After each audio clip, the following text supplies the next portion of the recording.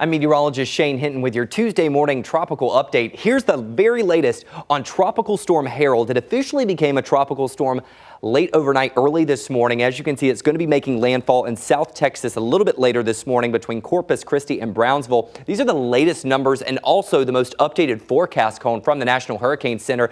A very interesting change here. You now see the cone dipping a little bit before it continues to have the system fizzling out over Mexico. I believe that's the area of high pressure influencing the structure and the formation or at least the direction that this system is going to be going. Sustained winds have now increased to 50 miles per hour. And then eventually, like I said, fizzling apart in portions of Mexico. Currently, we do have tropical storm warnings extending along the South Texas coastline and then even a tropical storm watch just above that. None of these are going to be really in effect for Central Texas. Now, as you take a look at the spaghetti plots, this is a variety of forecast models. It does have a pretty good consensus of it moving through the southern tip of Texas and into Mexico. Our marginal severe weather outlook for today extends from South Central Texas all the way down to the tip of Texas.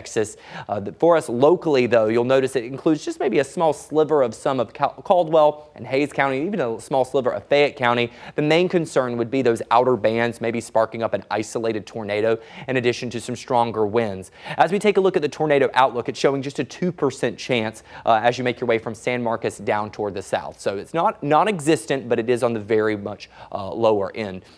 Let's take a look at the tropical rain forecast together. You can see, no surprise, the bulk of the rain is going to be along the track of the tropical system. Corpus Christi getting close to 2.5 inches. Kingsville just behind that.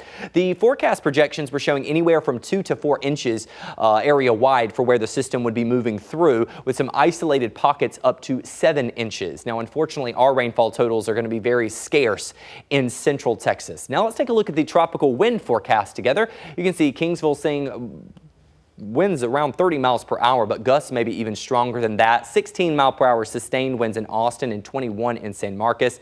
They'll start to fizzle out and calm down as we make our way into Wednesday morning. And then eventually, come Wednesday, back half of Wednesday, we're going to see a much clearer day. Zooming in locally here into Central Texas, this is what you can expect. We are holding on to a 20% chance for a shower or storm, basically from the late morning hours into the early afternoon. I think as that area of high pressure continues to push the system to the south, we're going to see even lower rain chances. This is by 5:30 this evening. I do think we could see maybe an isolated stronger storm between San Marcos and San Antonio, but for the bulk of us here in Central Texas, we are going to be trending on the drier side, unfortunately. We'll be a bit cloudier, though, and it will be gusty here in Central Texas throughout the day today. And then, as I mentioned, kind of clearing up come in time for Wednesday. Here's a look at the latest high-resolution forecast model run for rainfall totals. Oh, this is not what we want to see. We wanted some brighter colors here. We wanted higher numbers. Right now, I'm seeing a few hundredths of an inch to maybe a couple of tenths of an inch for some spots. So this is not going to be the drought buster that we were all crossing our fingers and holding our breath for.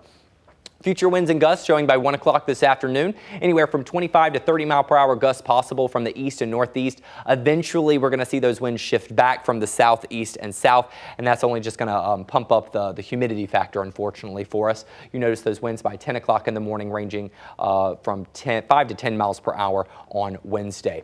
That's not the only area we're monitoring. You have Tropical Storm Harold out there in the Gulf of Mexico. We also have Tropical Storm Franklin, Tropical Depression Gert, which should be fizzling out soon, and then 2 areas of potential development much further out there in the Atlantic. Let's start with Tropical Storm Franklin. Some very interesting updates with this system. It is going to be moving toward Haiti and the Dominican Republic as we make our way toward the middle of the work week. It then makes a pivot out to the northeast, but then you can see kind of stutters a little bit and starts to bottleneck on the forecast cone.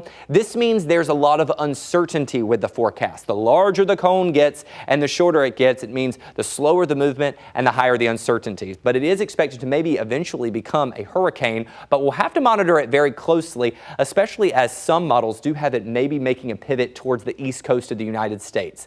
As I mentioned, with Gert, now a tropical depression, it's going to start fizzling apart, not really posing much of a concern, but for those out there in Puerto Rico, they could be seeing some rough marine conditions and maybe even some stronger winds.